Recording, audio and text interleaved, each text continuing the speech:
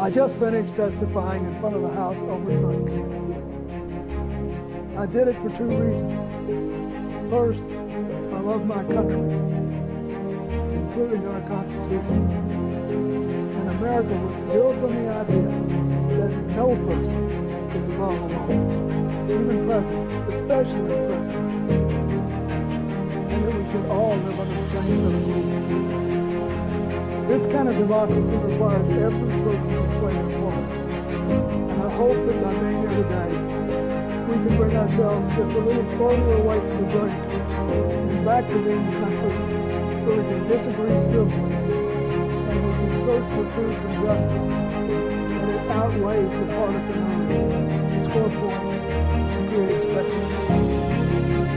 The second reason I was there is the girls and women whose lives Jeffrey Epstein's story deserve not just justice, but healing.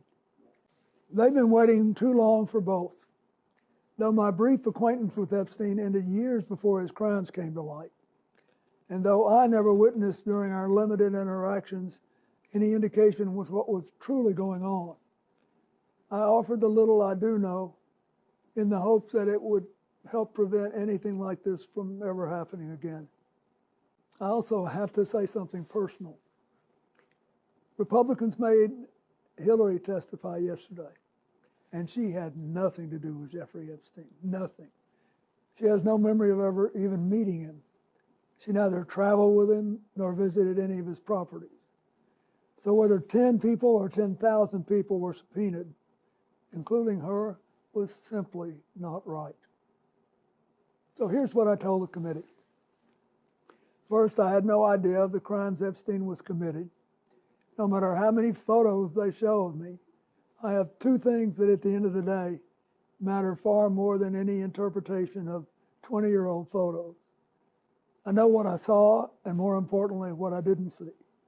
And I know what I did, and more importantly, what I didn't do.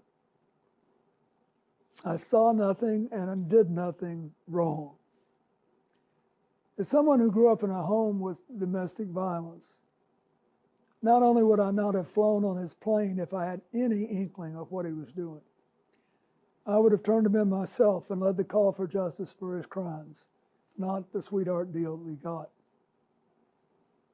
But even with 20/20 hindsight, I saw nothing that ever gave me real pause. We're only here today because Epstein hid it from everyone so well for so long. And by the time it came to light with his 2008 guilty plea,